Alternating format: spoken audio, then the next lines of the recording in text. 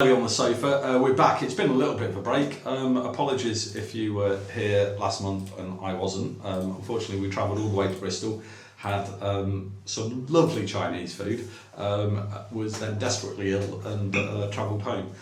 So we travelled to Bristol, ate Chinese food and travelled home. Unfortunately, we didn't get to meet Heleth Wynne and do Nellie on the sofa with her. But I think Heleth is already booked in for August. Yeah. So we will be having Heleth on the sofa next month. Oh my God, it's July. It is already. So thank you for joining us. We've got Christine Marsh from not Paramount Legal. Well, it's still Paramount Legal Costs at the moment. Okay. Obviously, we announced on the 30th of June that we will be joining forces with another wonderful cost firm to become Peak Costs. And that will come into force on the 1st of October. So, you're in the Lake District here, right? Yes. Not the Peak District. No, but it's a play on, so they're called KE Costs. Okay. So it's a couple of letters from each. Oh, that's nice. So I'm still keeping the Peak bit in because. So Christine Marsh from Paramount Legal, soon to be Peak. Is it Peak Legal or Peak? Peak Costs. Peak Costs. Yes. I hope the costs aren't Peak. Moderate costs. Christine is, if you don't know Christine, Christine comes to Nellie on every year and has done for the past 2 years, coming again for this year, Yes. and is our expert contact in the costs, courts, solicitors office thing. We don't work with the cost courts, the SCCO NG3P9 8X. So apologies if my language around this is horrific. Christine knows her stuff though, so she's going to correct me all the way through this. So first off, let's start with that. What is it called? It's the Senior Courts Costs Office of the SCCO. The Senior Courts Costs Office. So all of the time that I've been saying the cost courts, I've just been But people will have completely understood this, don't they? Yeah, I'm sure. The other thing is I always just say you need to speak to Christine. So what's their role? So their role is to basically assess costs, carry out detailed assessment of costs and provisional assessment of costs. It's not just for court protection, they do it for all legal costs, basically. Okay, so if I was a solicitor and I was putting my bill into my client, there's set rules, isn't there, especially with deputyships and things like that. This is how much you're allowed to charge depending on where you are and what role you are, isn't it? Yeah, so professional deputies can charge a certain amount, fixed cost wise, and if they don't want to go down the fixed cost route, then as long as their order allows for it, they can go down detailed assessment route. Which is hourly rate. Which is hourly rate, yeah, essentially. But I know there's been issues with that, hasn't there, with people charging above what they're... Because it's not just as simple as going, I'm a partner in a legal firm, therefore I'm allowed to charge £240 an hour. Exactly. It depends on what work's actually being done. It does. So there are the guideline hourly rates are the rates that are used as a base. So for general management matters, which what most court protection work is, guideline hourly rates apply, and there are different rates for different levels of fee earner within a firm. So deputies are usually grade B or grade A fee earners, so they'll be at the top. Don't ask me what they are off the top of my head because it's changing in 2025 because they now keep changing. So there are different levels that they can charge, and it depends on the time period that the work was done in. So just because the hourly rates now, for example, for grade A fee are £278 an hour, when the work was done, so if maybe the work was actually done 2 years ago, it'll have been a lower rate, so it might be £255 an hour. So you need to... So we need to, there's lots of things that we need to look at. So we need to look at what the management period was, what that period covers, and then we have to check what hourly rates were enforced at the time. And as I said, now they're increasing every 1st of January. So we're going to be on your toes. So like I said, these are probably really basic questions. So let's pretend I'm a solicitor and I'm going to do this all by my lonesome because, why not? Save money sort of thing. What happens if I make a mistake in there? If I say, like you just said, I did the work 2 years ago, but I've gone, actually, I'm going to put the costs down for today because I've had a look and it's £240 an hour. So that's why you need a cost drafts person. But the process, would they just come back and say, unfortunately, that's not accepted? Yeah, so basically what they'll do, the courts will assess it and they know, so kind of alludes what you asked in the previous question actually. So different levels of work warrant a different level of fee earner. So for example, if usually every year you're allowed an annual visit to visit the protected parties, so to visit P to make sure everything's okay, check out the care home, make sure they've got everything they need. Do they need any more sort of personal allowance? Is there anything? Do they need something specific like a new wheelchair or a new profiling bed, that kind of thing? Anything where the deputy has to release money or consider providing extra funds to the care home for P, for example. So that will usually come under a grade A visit, so you'll get the higher rate, the deputy rate. But then there's other work that's not considered, that's more routine work. So for example, checking a bank statement to make sure that the transactions are okay. Yeah, just sending a general letter to, for example, a utility company. So that you might get grade C for that, but checking bank statements is grade D work, so that'll be the lower rate that you can So that would be, I'm trying not to be disrespectful to people's name, but paralegal. Training like solicitors, things there's like... no need for a partner to be sending that to a utility company. No, I mean they can do, and it might be on their work in progress or on their time ledger that they've done it, but they have to understand that they're not going to recover that rate. You'll be allowed a grade D rate or grade C rate, depending on what it is. Another one is paying invoices. So that's considered very much routine work, so that, and again, you're not even allowed a full unit for paying an invoice, you get 3 minutes. 3 minutes? And that includes checking the invoice, checking the bank account to see if there's sufficient funds, even if that's a bank's payment, so if you've been looking at cheque payment, you've then got to go to the deputy or go to someone else and say, I need to raise a cheque, can you sign the cheque and do it? Still only going to get 3 minutes. So, 3 minutes. I mean, doing all of that. That's ridiculous. Unless, that's more routine invoices, routine bills, so bills that are expected that maybe don't change monthly. So but I'm just thinking from the recording point of view, if you miss out a couple of minutes here and there, you're losing over a year with maybe 30 or 40 clients that you've got, you're losing hundreds. And the other thing as well, because deputies have to keep an eye on their WIP and their work in progress, and if they're recording all that work at grade A and as a full unit, and sometimes there might be 18 minutes for checking it, a paralegal might check it, then it might go to the grade A, and so actually you might have 30 minutes, but at the end of the day you can only recover 3 minutes. You're going to lose a lot of time there, and then you have to explain that to the solicitor or the deputy that this is what you're going to be allowed, and so that's 27 minutes that you're not going to get, and if that happens every month on every invoice, that's a lot of time. And I'm assuming if that's then wrong, the costs office they reject it. Well, so what they do is they'll just drag a line through it and go 3 minutes. And then they're just going to be a delay on you getting paid, potentially? Well, not necessarily a delay, but what it will do is, so you might put a bill in for say £5,000, but because of all those reductions, and that's just one case, the bill might come out at 3,500, for example. That's probably a bit harsh, we'll say 4,000. So already you look, the deputy or solicitor will I've just lost £1,000 there. Right. But 10 actually, cases, that's 10,000. Exactly, but it's not.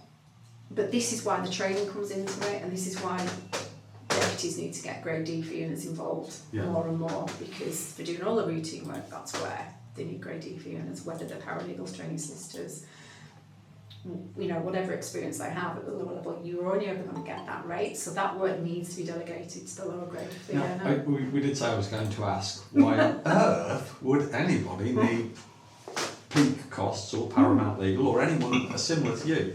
But actually, on you just explaining that, I'm so glad that as a social work practice we don't have to do any of this, because it would drive me potty. I mean, that's not even... I mean, we've got computer systems where it can minute all of our time and things like that. We've got that built into our systems. We don't use it because we don't need it, but we're able to use that if necessary. Sometimes we use it for case management, things like that.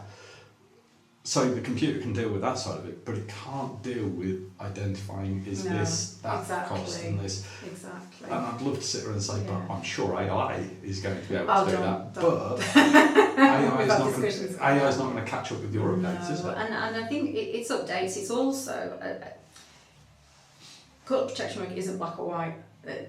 There's so many grey areas, and you have to use your judgments. And you know, we do quite lengthy letters of advice to explain why we've done something, or we've done it as they've done it, but explain to them, but because of this is what may happen, to prepare them that actually you are going to get your costs reduced. But the AI side of it doesn't have the personal side of it, like I said, so you've got to use a judgment call, and you only get that through experience. And seeing lots of different files, lots of different cases, lots of different types, you know, lots of different everything really, to be able to go, actually, you know, I remember on a case, so that's what happened on that assessment, so we might have to be guided by that. Equally, we could try this because it's slightly a bit different. AI won't be able to tell you that. No, I mean, AI is the same as any computer system, isn't it? It's a data analysis. Yeah, it'll be a brilliant tool for certain things.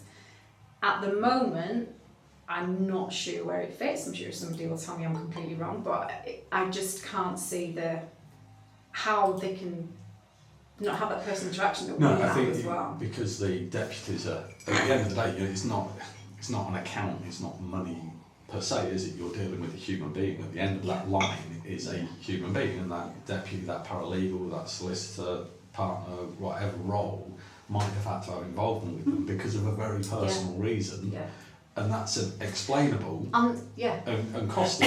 and there are so many things that we see deputies doing on files that they'll be working over a weekend, they'll be working at 1 o'clock in the morning, they'll be getting calls from the protected party because the protected party doesn't have anyone else looking after them. So they always go to the deputy. I had one client who the protected party had disappeared, so she was out looking for them. And I can't remember, I think it was the day before she was getting married. So she was out looking for the protected party while she should have been getting, you know. But this is what, and this is why I think we in the court protection side love our work, because the empathy that we see from solicitors and what they actually deal with, and they'll get cases where they'll just be paying care fees, paying bills, checking bank statements. It's just a run of the bill, nice and easy file that ticks over by itself, doesn't need a lot of input, so it will all be great to deal with. But then you'll get them where the protected party has no one. So they'll either be potentially living at home on their own but with care coming in. And so the only interaction they have is with these carers coming in and with the deputy or one of the caseworkers. Or they'll be in a care home and they don't get any visitors. And so the deputy has to make every single decision, which sometimes falls outside of the scope of property and affairs. We have a fantastic deputy. So, you know, she was actually the first person to ever use our service. Sarah Twigg, her name is. And I was genuinely shocked because, for me, solicitors before I started working in this sector they were these big scary people that were very sort of rule bound and didn't really care because it was all about the money. That's the impression and the stereotype, I suppose, of solicitors. And then I started meeting with private client and court protection solicitors. And Sarah amazed me. She was like, "Oh no, I've got this client at the moment who she'd been discharged from hospital and she didn't have any food in, so I went off and got shopping for her." That's a social work thing to do. That's not that's not a stereotypical solicitor thing to do. But then, you know, quite often you'll see on the files, on the notes, you know, file notes. We'll maybe go through that at another time. But the deputy said, "I'm not charging for this," even though they spent 3 hours, gone and done the shopping, come back, sat with them, it's just the right thing to do. But, you know, they could potentially charge for it. They wouldn't get the grade A rate, but they would get something back from it. But then that's where our expertise comes in and say, next time you do that, do put your time in.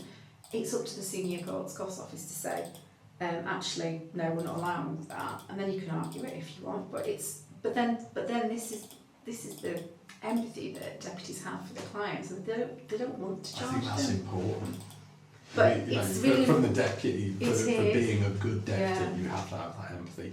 I suppose from a costs office point of view, it's nice, but you're there to make sure that people get paid, I suppose. And it's making sure they get remunerated for the work that they do. And, you know, like again, time and time again, you see they've just written off so much time, and we quite often say to them, don't do that.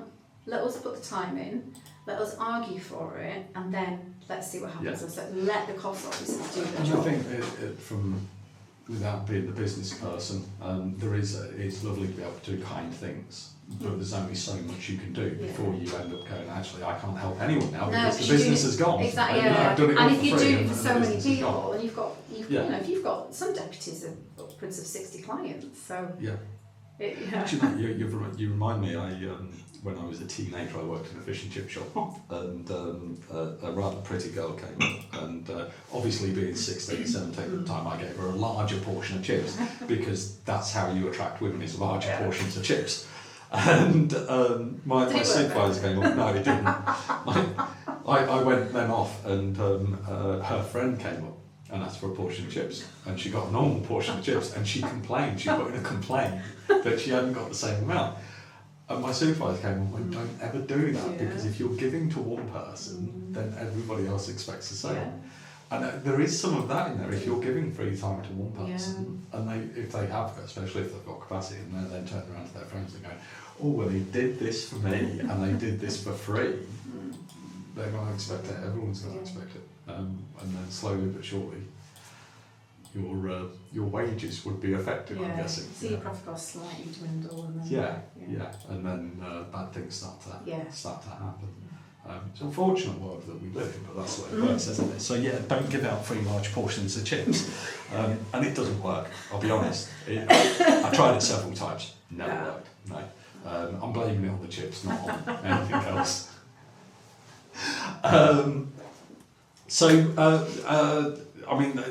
So the reason that somebody needs somebody like yourself is because this is really complicated.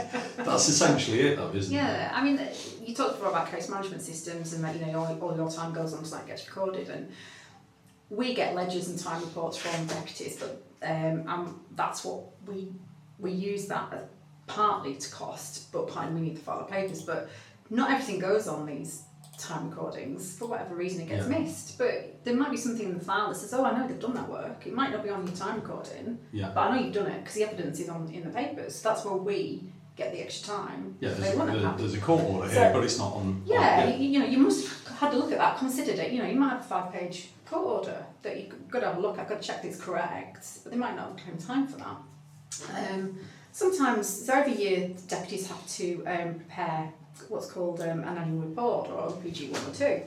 And sometimes we don't see any time recording for it, but it's there, so we know it's done. For creating it. Yeah, so they have to do one every year. It's just a form that they get online that they fill in, but it's got everything about P's assets, P's finances, how often, who visits them, who their contacts are, everything about P basically goes on that form, and everything the deputy does goes on that form. So that form, if protected party's got a lot of assets, so that form can sometimes take 10-15 hours.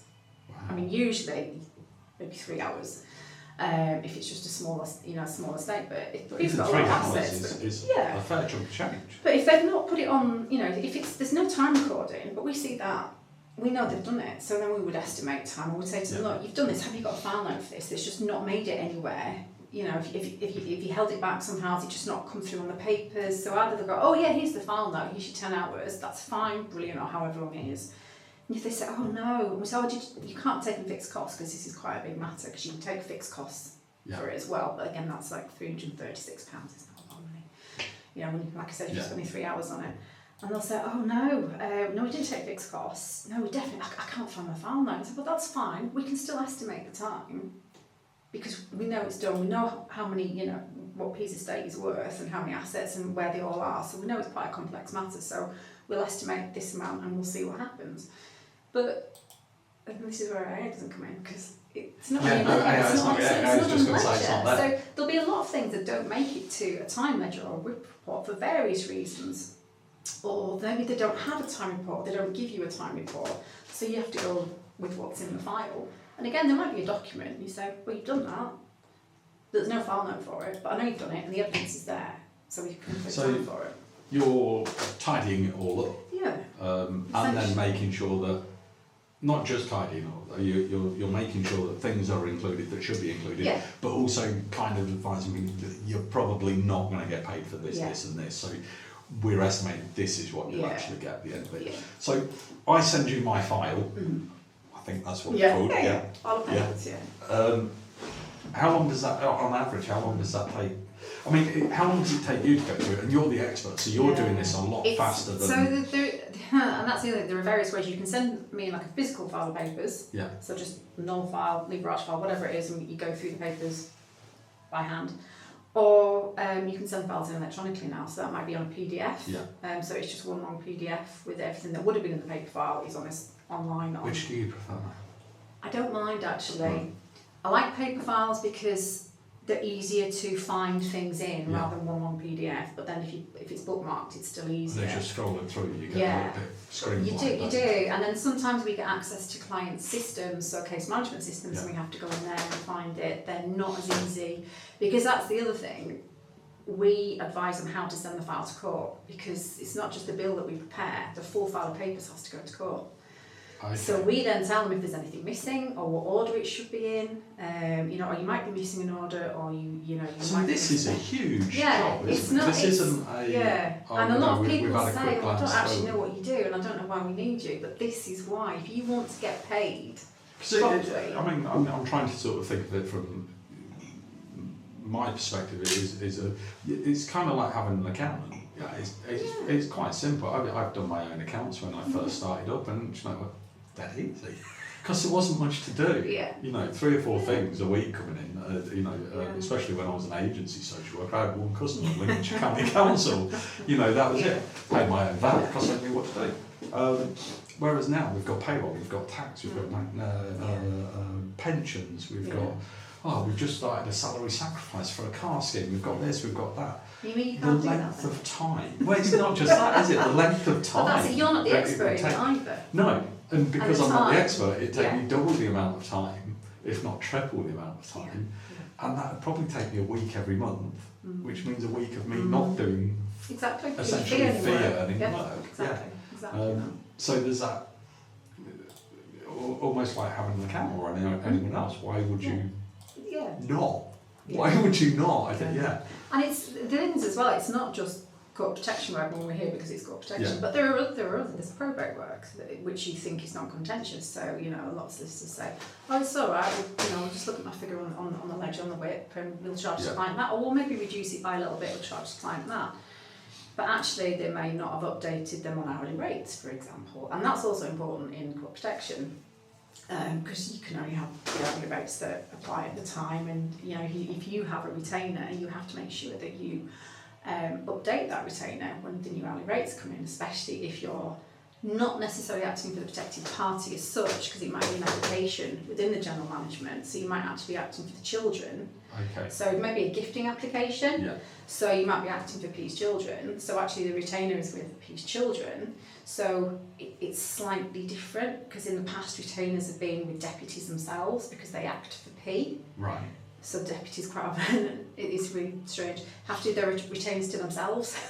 Okay. Which is a bit strange.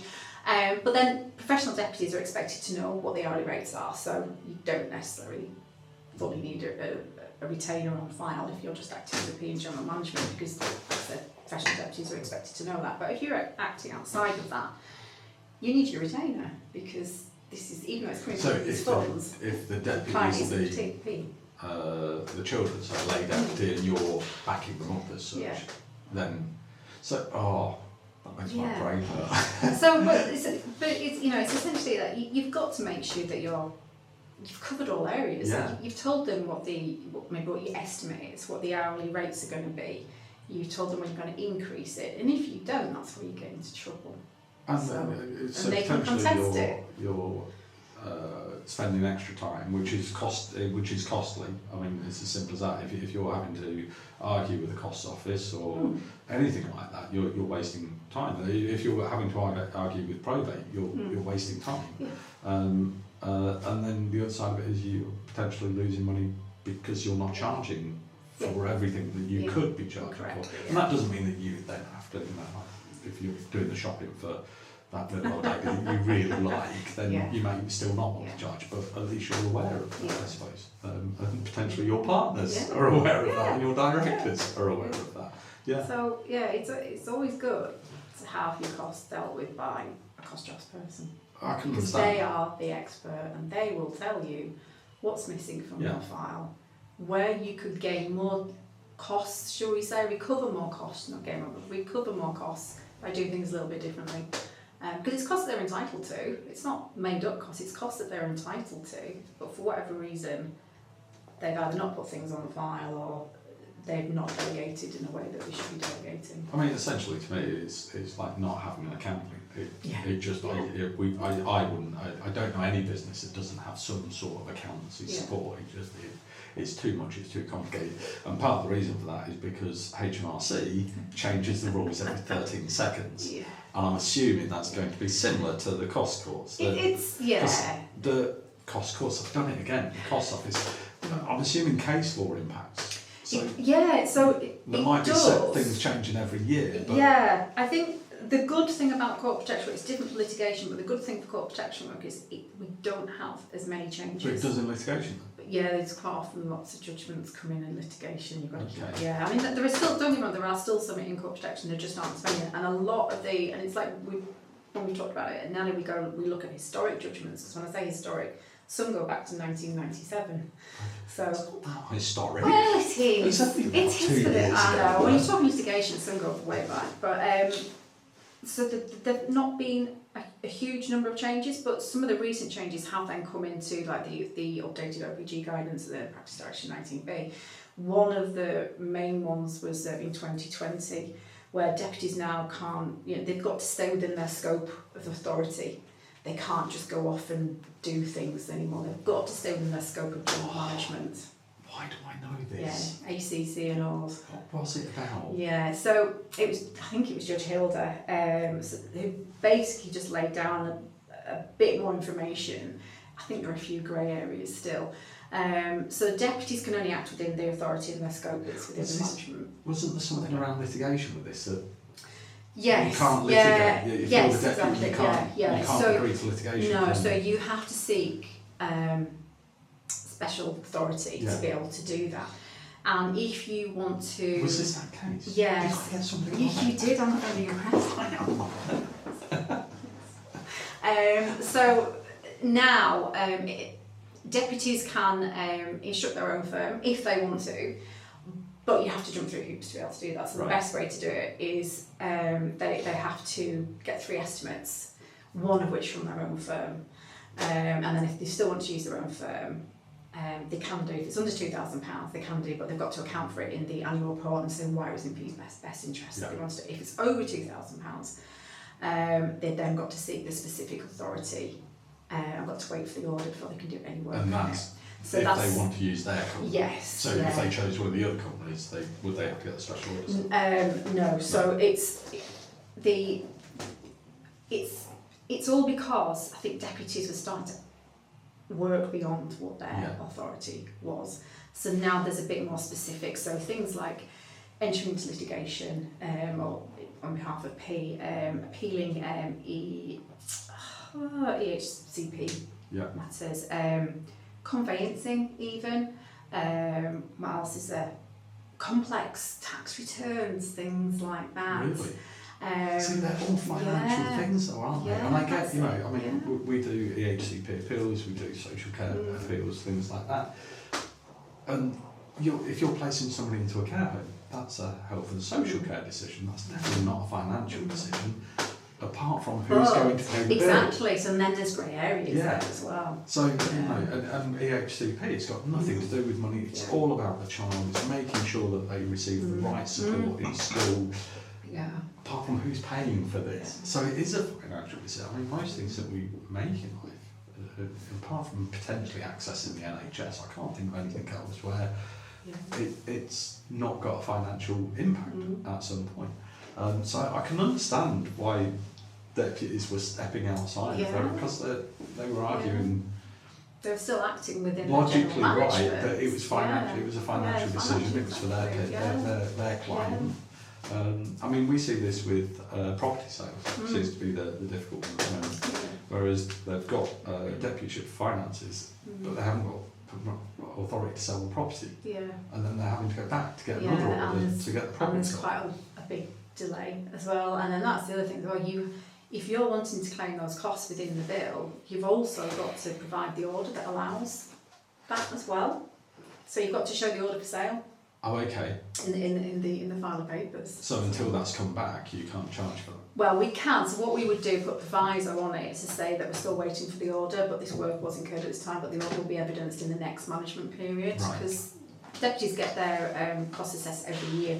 Yeah. So you have a management period. So whatever the date the order was made, that's the anniversary. So for example, so it was 1st of July. The order was made 1st of July 2024, then the first management period will usually be around that date to the 30th of June 2025. And then the next management period will be the 1st of July 2025 to the 30th of June 2026. So there's management periods that every year deputies have to get their bills assessed. So there'll be different things. If I ever thought free training, so you've completely put me off. So these are all the things that we as cost adjustment have to be aware of. We've got to check, because sometimes deputies will tell us what they think the management period is, and we're like, no, it's not. Or you sent us the wrong papers, because actually it should be this, or there's lots of different. So what are the updates at the moment? What's massively has anything massively changed, or are you just trolling along? Is it all nice and easy? Yeah, I don't think there's not massive changes, and most of the things everyone knew anyway. I say everyone, people in the cost world knew. It's just that they're actually written down now. So, so the updated good practice guidance for professional deputies for costs from the OPG and the SCCO. So that came out in May, and there are a few updates. So one of them was things like reconciling bank statements. That was actually written down now in paper, whereas before we didn't actually have it written down as such. But you will only ever be allowed 6 minutes at grade D for reconciling a bank statement. So that's basically checking it, make sure the transactions are okay and it all balances and that kind of thing. What, each month? Yeah, each month each account. Yeah. So you might have 5 accounts. Yeah, that's going to say 30 minutes. But the other thing is as well, we've never, as a firm, never used the word reconciling, because a lot of cost officers don't like it, and they say it's not for earning work, so we just go online through it. So as a firm, it's not a word we've ever used, but now it's actually in black and white. So you can. We're going to start using it potentially. Yeah. But there are other ways of wording it to make sure that the I'm just trying to figure out what that is. What's that? 72 minutes a year for one account. Yeah, but then that's the thing. But if you've only got 3 or 4 entries in it, well, that's fine. 6 minutes, you're just checking it. But you might have 30 entries.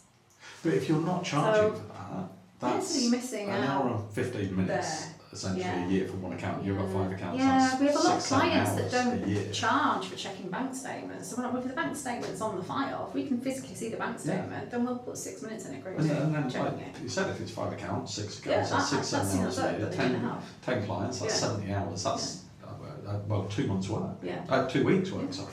So that was one of the updates. Literally paying a member of staff 2 weeks' wages to not recoup anything. Yeah. Essentially. Yeah. So I think there's the other updated bits in the guidance were things like submitting bills for assessment now. So we can do 2 different bills.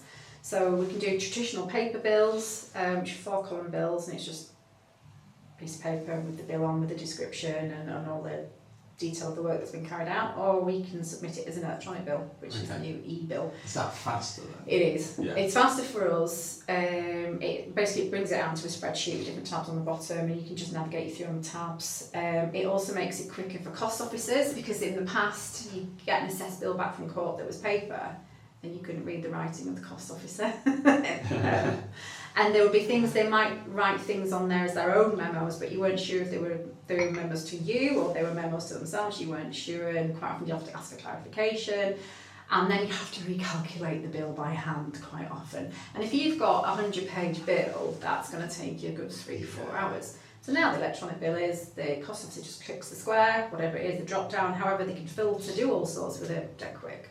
Don't get me wrong, there are still errors. Yeah. Some cells still get missed, but then that's our job to say, no, they've missed that, so we'll go back and say to them, you've missed that bit, so can you just have another look at it? So that is a lot. The turnaround time is... Well, not yet. Okay. Well, no, actually, no, I think we're still about 14 months at the moment, but the quicker bit... From you sending it over to getting... back. But, so... A few months ago, the time for... So if you submit your bill, you don't have to wait for it to get approved. We were waiting 3 months just for it to get approved. But now that's down to about 3 days. So that's they've reduced that bit. So I'm hoping now that the bills that we're submitting now will be less than 12 months and knock-on effect. And I think potentially some of this, not only have they got a couple more cost officers, which is great, but the fixed cost, so that's part of the updated guidance. So the Practice Direction 19B was updated last year. and they increase some of the thresholds for fixed costs. So deputies don't have to get the bills of costs assessed. If it's only a small matter, they can take fixed costs, and there are different levels of fixed costs, whether it's an application, whether it's the first year of general management, or the second and the subsequent years after that. And they've increased quite a bit. So what that's done is taken some bills out of circulation because they can just take fixed costs. Because those simple cases. Yeah. And we do, we see those. You Yeah. know, you get Mrs. Smith that's lived in the care home, she's been there, lived with dementia for 8-9 years. She's been in the same care home for 8-9 years. Essentially nothing's changed, nothing's going to change. The care home's providing the care, the monthly bill from the care home doesn't really change. It's just routine.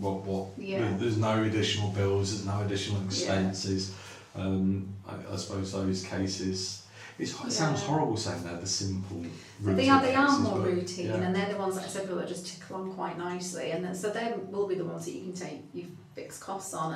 But the other thing is as well, the hardship, I won't call a hardship threshold, changed as well. It increased. So it used to be if P's net assets were below 16,000, then you couldn't get your file assessed. Deputies could only take 4.5% of the net assets for their management costs. Yeah. Now that's increased to 20,300. So that's another set of bills now that aren't going to be going to the SCCO. So that's quite a difference. So as soon as I'm trying to figure that that's not good though, is it? It's not. No, it's not good for anyone. The deputy. Yeah, it's not good for anyone. So they could be working on a file that is still quite taxing, still taking them quite a lot of time. But if P's assets drop below 20,300, they can only charge 4.5% of those net assets. But we're going to see.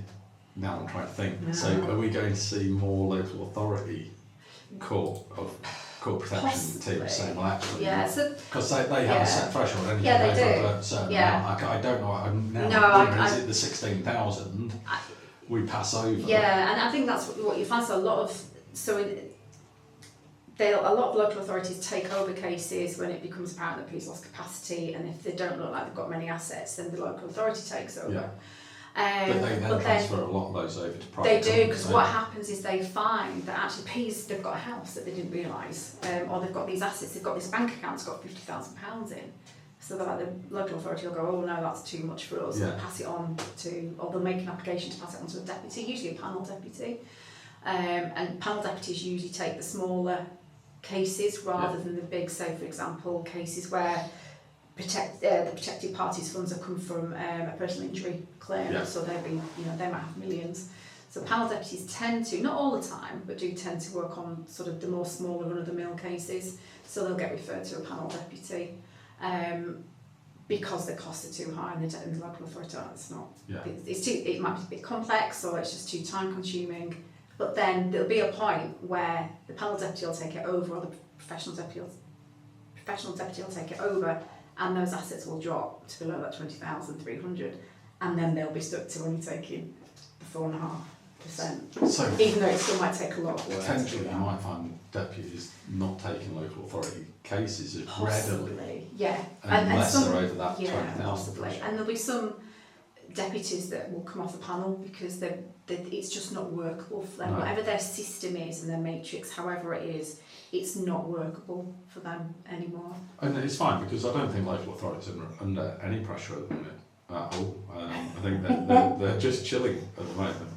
And when you see the fixed costs for them, they're a lot lower as well than professional deputies, because that's what you're paying professional deputy for their expertise and small things going on. But and the local authorities shouldn't be making any form of profit or anything like that. So why would they need to charge more? I know there's been a few professional deputies that have that are professional deputies but aren't solicitors, where they got caught in that, didn't they? I don't know whether that's right or wrong, but the courts made decisions on that.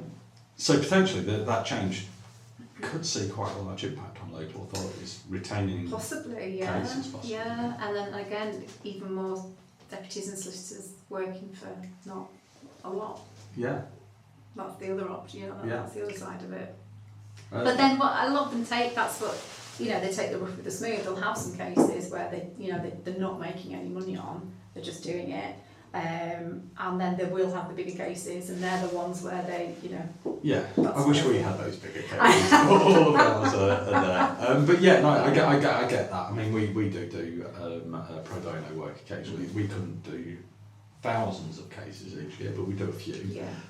Because we know that can be offset against our we worked with one young lady for probably about 2 years.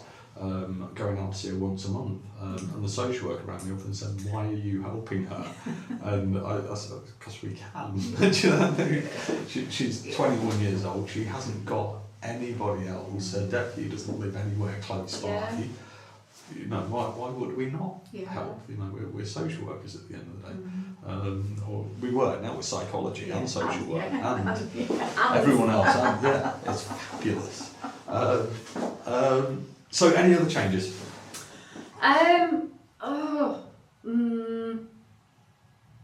There are a few, and now you put me on the spot. Oh, no. All right. Okay. I mean, what time are we on for? 40 minutes in, 20 minutes more. Oh, do you know what? I have no idea I'm looking at my watch, it says 9:20. Yeah, no, that's wrong, isn't it? We've got 20 minutes. That's fabulous.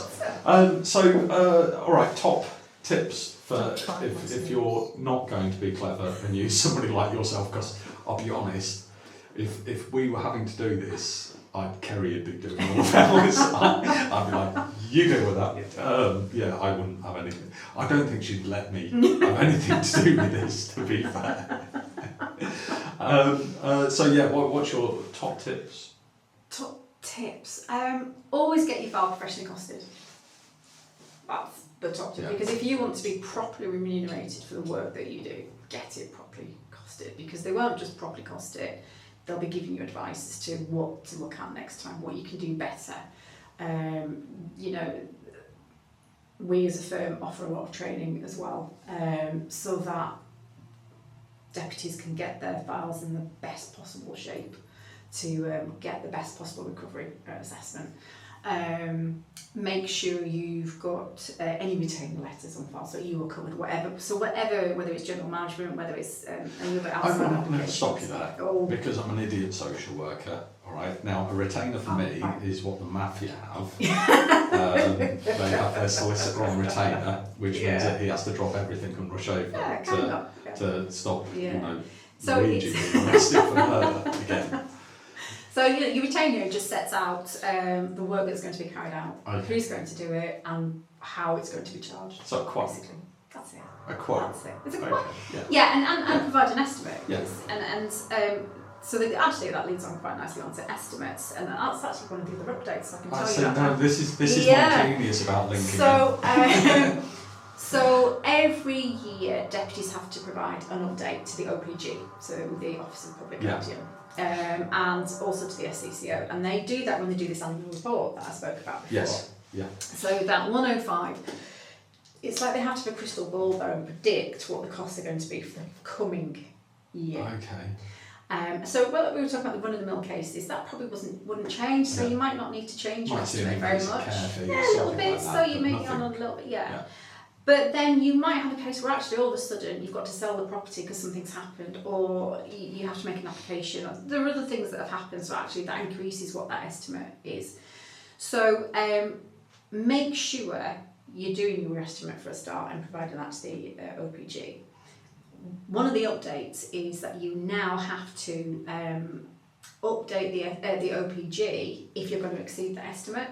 So what deputies need to do is keep an eye on what the estimate figure was that they gave initially, what their WIP is, and if they see that they're getting towards that figure or it's going to go beyond that figure, they need to update the OPG to tell them, I need to give you a revised figure because this is what's happened and this is what we think is going to happen, so we'll give you another figure. That also needs to go to the SCCO when the cost draftsman does the bill. So they need to see that figure as well and what the update is, because the SCCO will assess all the costs and need to make sure that they're reasonable as well, and that estimate's been provided and that you're within that estimate, because if you're outside the estimate you have to explain why. So before it wasn't written in the guidance that you had to provide the update to the OPG if you were going over. Right. Now it is. Okay. So it's there in black and white. If you're going over that estimate, you need to And you talk about run-of-the-mill cases like Mrs. Smith, who lives in a care home, but actually she's that person that's going to happen to. It's not. No, so they might need extra care, or they've got a personal injury claim. It's potentially you just them don't because know. You're sat there going, well, I know the care fees are £24,000 this year. Next year they're going to be £27,000 because we've got the estimate from the bill from the care home for the coming year. But in that year, the house that was being rented out all of a sudden isn't being rented out and needs to be sold. And that's so it's the run-of-the-mill cases that I suppose they have to keep an eye on. Or they need extra care. They need a new wheelchair that might cost £5,000. I don't know. Or they might need a new special bed. They might need a new normal sitting chair. All these things, and they have to source them. So they've got us out to do a care assessment. Thinking, that would be really cool. That'd be nice. And we've gone, you need to spend this and this and this. No, but exactly that. And then it might say they need more care. They're going to need more OT input. They're going to need more of this. It all adds up in time while you're searching for the people to do it and different things. So it's these things. We get those cases where we've gone out to people in care homes, and especially actually you were talking about earlier where they've got no family, no friends. So we go out to do reviews, and we get there and find that there's nothing in their rooms. They've got a bed and a wardrobe. They've hardly got any clothes because they've got what they came in with. Their house hasn't been emptied, it's just sat there because it's only been sort of 3 or 4 months maybe since the deputies got into place. And we go, hang on a second, there's no personal effects. Actually, this person would do with a PA coming in once a week to get them out and about. And that as well, you're telling us service. that he's got £1 billion in the bank. Why is he not? Why not have this? And actually, he needs physiotherapy, and it'd be better to provide a private physio than wait on the NHS. And actually, we need new TVs and new clothes and new this and new that. And new aids, whatever it is. And all of a sudden we go back to them and say, if he can afford it, this is the bill sort of thing. This is what he needs, and we can broker that. But you need to spend the money. We have had clients where they've been below the financial thresholds, and then during COVID especially, they weren't spending anything. So all of a sudden their bank accounts were hitting benefits thresholds in and going over. And we would literally get phone calls from deputies saying, can you please go out and assess it and spend some money? Can you find out? And we were going out and there was broken furniture and broken TVs, and because they didn't have the ability to report it.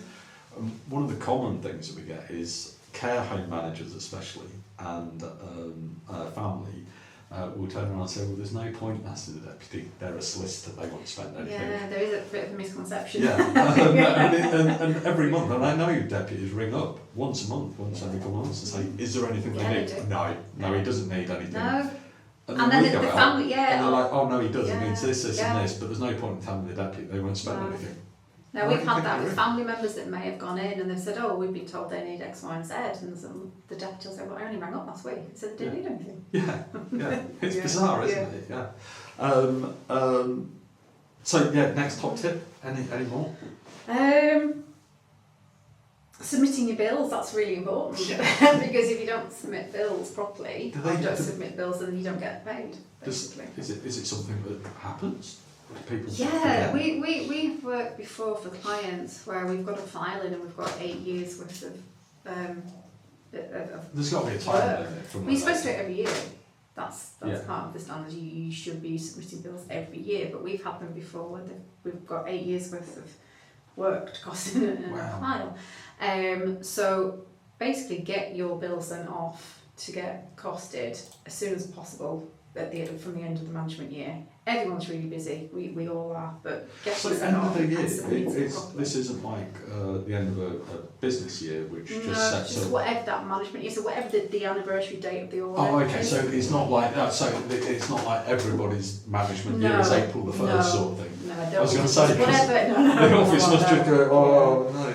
No, so it's whatever the date of the anniversary of the original deputy. Oh, okay. Yeah. So and so if you're a fair-sized company, you've got, I don't know, maybe 100 quite easily deputyships if you're under, or even if not, if you've got 30 or 40, I suppose, that's still a rolling thing that you're having to do potentially once a month. Yeah, and we do it for a lot of clients. We do submit the bills for them because they just basically want to hand it over to us and get on with their fee earning work, and that's brilliant. Other firms, like the bigger firms, have a set person who does all of that for them, so we provide the bill and then we just send it back, and the billing side of it does it for them. We've also got clients, smaller clients, who it might be a secretary that does it for them, but they quite often will come to us and just for a bit of advice to say, oh, it's been rejected, can you help me? Things like that, and so, we provide advice. I've just clicked because you keep mentioning you've mentioned a couple of times about litigation. This is all to stop this idea that solicitors can charge whatever they want and rip people off. I suppose, that stereotype. Yeah, you know, and I know you guys don't. No, because you can't. And the thing is, for deputies, you know, they're entitled to their general management costs, but they have to be considered to be both reasonable and proportionate, and that's what the SCCO is for. That's what they do. That is their job. So, is there any part of registered law where you can just charge whatever you feel like charging? Well, I don't know. Is there anyone that doesn't come under cost office?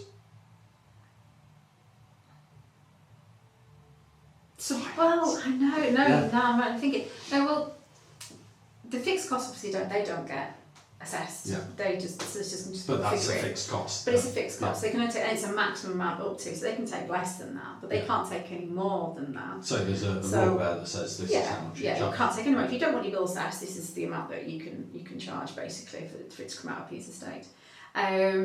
Really, that's what all the guidance is there for. So for court protection, you have to have your bill assessed. You can't, and this is and where for litigation as well. No, so litigation is different. It depends whether it comes from court protection work or whether it's just pure litigation. Litigation, you can quite often negotiate the cost with the other side. Yeah. It's only when you can't agree the costs that then they'll go for assessment, whether it's provisional assessment, detailed assessment, or. And I suppose that negotiation, of course, is based on. Yeah. And you can, and there are occasions where, so if the protected party's died, the role of the SCCO ceases for any like post-death costs that may have been incurred, so that they need to be agreed with executors. Yeah. Things like that. So there are instances where you don't need to have your costs assessed, but deputies should be getting a cost assessed if P's still. Because they don't have and so basically the deputy carries out the work that P would have done had he had capacity, but in such a way that, like I said before, is reasonable and proportionate. So there have been instances where deputies have just been taking funds out of P's account. You know, they've just been, our whip's 5,000, we're just going to take 5,000, and they don't actually provide a bill. But then they're the cases that you will see in the various players that have just stolen money. Yeah, and that's it essentially. So. And I suppose back in the day, you were always going to have those nefarious players that were just going like, I charge £5,000 an hour. Yeah. And but they may not be aware of the guidance because they maybe only have one client that they may concentrate on other types of work, but they've got one client that's that, and they might not know. Yeah. And to be fair, we do get phone calls from people where they're saying, "Oh, could you do the COP 3 for us?" And how do you do an application? Because it's the first time that they've stepped into that side of practice. And we kind of said, "Look, you need to bring somebody that knows what they're talking about." Because we do COP 3s. I'm not giving you legal advice. We stay away from that. But I mean, everyone has to start somewhere, and everyone has to learn, I suppose. Don't they? Any others? Oh God, not off the top of my head. No. Was there anything? I'm kind of intrigued. You know, was there anything that you thought I need to? Finn is waving at me. How long have we got? 5 minutes. Was there anything particular that you thought, oh, I really, really want to tell everybody this, or actually Ben's an idiot and we haven't got this? No, because I think we've covered quite a lot, more than what I thought we were going to cover, which is really good. And I think we've said about a few of the top things that we would say and a few of the updates. And I think it's just be aware of what you can charge for and what you can't charge for. And if you're stuck, that's what cost people are there for. I think having spoken to you, I'll be honest, when you come to NellieCon, I sit and I listen to you talk, and I know for a fact you're one of our top speakers at NellieCon. break on, because everybody comes to us afterwards. It literally, in the first year, I had a partner from Nelson Solicitors, director from Nelson Solicitors, I can't remember her title. I'm not going to name drop because I don't think that's fair. She came up afterwards and she said every new person that we get in court of protection needs to sit in front of Christine Marsh and listen to her. I sit there, and because I don't have anything to do with the costs office, I sit there and think, no idea what she's saying. But actually, having sat and spoke to you today, I actually have a better understanding of the costs office and why they exist. Yeah. I kind of got it, but didn't really get what you guys did. And actually, I understand the importance of you guys as well, because it'd be literally like me trying to run a business without having an accountant, because it's not just looking at the figures and saying, well, you can charge VAT for this, but you're not getting away with putting a holiday through as an expense. Blast. But it's the intricacies of it as well, isn't it? Like, you can have a company car that's electric, and you don't pay any or very limited tax on it. If it's petrol, you do. Whereas without knowing that, I'd just go, well, I'll get a company car. And all of a sudden HMRC's going, I want this. So in that vein, because a lot of solicitors work on their case management system and everything goes on there, well, it should go on there. And they have to provide these updates to the OPG, and they can take interim payments. That's actually one of the other things. They can take interim payments. So previously they could take 3 interim payments in each quarter. There wasn't any more than 25% of their WIP, and no more than 75% of their overall WIP. But now they can take up to a maximum of 75% over the whole year. It doesn't matter when. But what we were seeing with it, because they were looking at their WIP, that they might have the wrong hourly rate on there, and because they didn't have the right people doing the right work, so they might have said, oh, well, we're going to take it, like our WIP's this, we're going to take an interim payment, say £5,000, and they did that every quarter. That's £15,000. But when the bill came to be drawn, the bill was less than that. So they're actually having to pay back P because they're taking too much. So there's things like that. You've got to make sure that if you're working off a ledger, from a business perspective, that cash flow of all of a sudden you owe out 10, 15, or £20,000 at the end of the year, which you weren't expecting, is horrific. Yeah. So that's another reason. Tip. Honestly, I don't know why. I don't know why.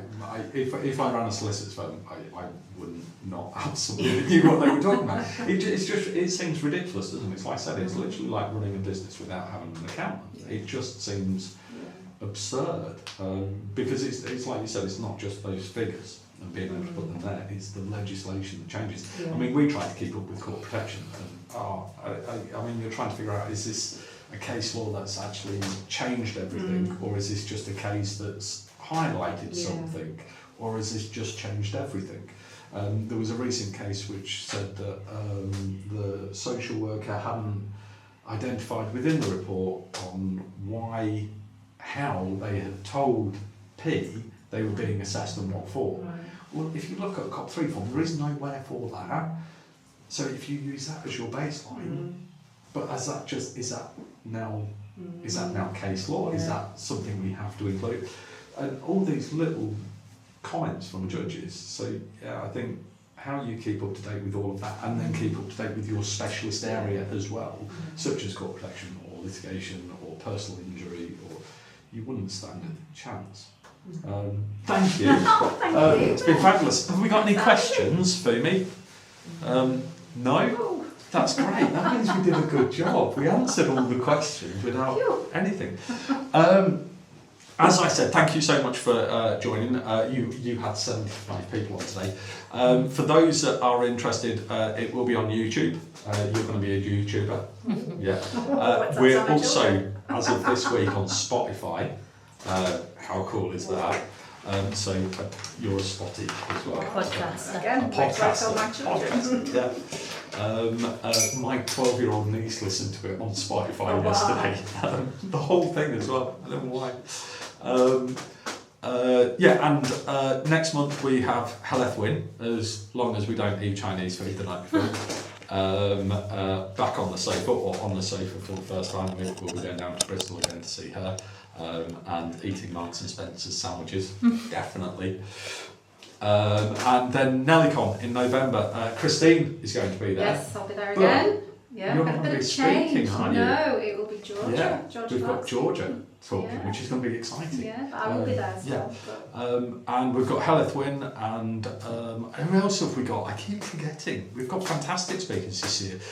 Sam Green. Sam Green, barrister from Normanton Chambers. Yeah. Matt Wyatt from White. 3BP 3BP barristers. Cool. We've got a occupational therapist coming to speak as well, and it's going to be fantastic. So if you haven't got your tickets yet, please book your tickets through eventbrite.com, and the same for Nellie